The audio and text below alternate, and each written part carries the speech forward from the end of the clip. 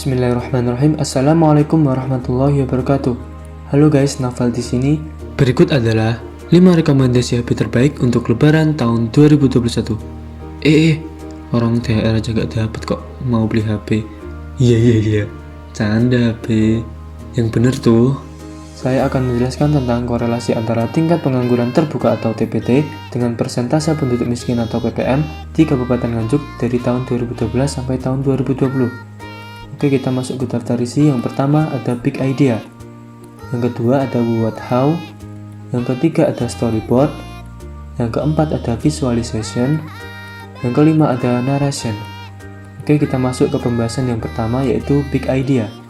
Dilihat dari piramida penduduk Kabupaten Nganjuk tahun 2020 yang berbentuk stasioner ini menunjukkan bahwa Kabupaten Nganjuk mengalami bonus demografi, yang artinya proporsi penduduk usia kerja lebih tinggi dibandingkan usia non-kerja. Hal ini tentunya akan memengaruhi dalam hal ketenagakerjaan.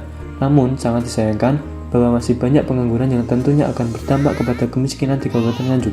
Maka dari itu, saya akan menganalisis korelasi antara tingkat pengangguran terbuka dengan persentase penduduk miskin dari tahun 2012 sampai tahun 2020 dan mencoba mencari tahu bagaimana cara mengatasi masalah ini.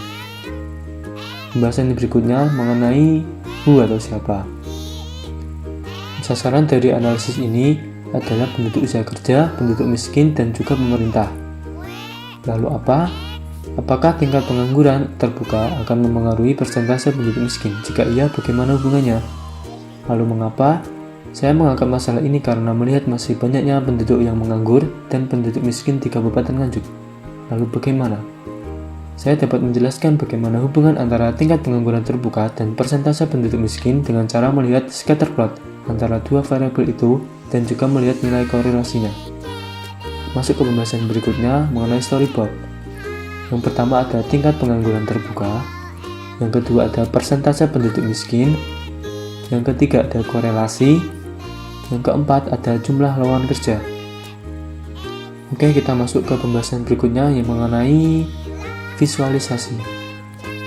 Dilihat dari grafik tingkat pengangguran terbuka Nganjuk 2012 sampai 2020 terjadi fluktuasi, yaitu naik turun, dan naik pada tahun 2020 sebesar 50% daripada tahun 2019. Lalu grafik yang kedua mengenai persentase penduduk miskin di Nganjuk 2012 sampai 2020 yang cenderung mengalami penurunan setiap tahunnya dan naik juga pada tahun 2020 sebesar 5% karena COVID pandemi ini. Saat COVID-19, korelasi TPT dengan PPM di Nganjuk tidak terlalu besar, yaitu 0,08. Grafik ini menunjukkan hubungan yang sangat lemah dan juga positif. Dibandingkan dengan sebelum COVID-19, grafik TPT dengan PPM di Nganjuk jauh lebih besar, yaitu sekitar 0,36. Hal ini menunjukkan hubungan positif sedang.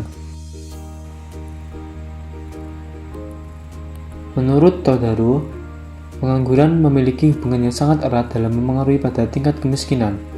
Dari studi literatur tersebut, saya ingin membuktikan kebenarannya dengan cara menganalisis korelasi pada dua variabel tersebut.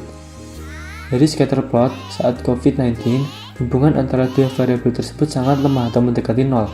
Akan tetapi, ketika tahun 2020 tidak diikutkan, korelasi berubah menjadi 0,36 yang memiliki arti hubungan positif meskipun lemah. Dengan demikian, secara garis besar, studi literatur tersebut terbukti kebenarannya. Alasan saya membandingkan saat COVID dan juga sebelum COVID adalah karena COVID-19 sangat berdampak pada tingkat pengangguran, yakni mencapai kenaikan 50% dari tahun sebelumnya, sedangkan persentase kemiskinan hanya berdampak 5%.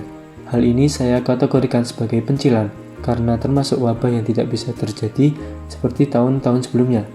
Maka dari itu, pemerintah Kabupaten Nganjuk diharapkan dapat mengurangi tingkat kemiskinan tersebut dengan cara menambah lowongan kerja.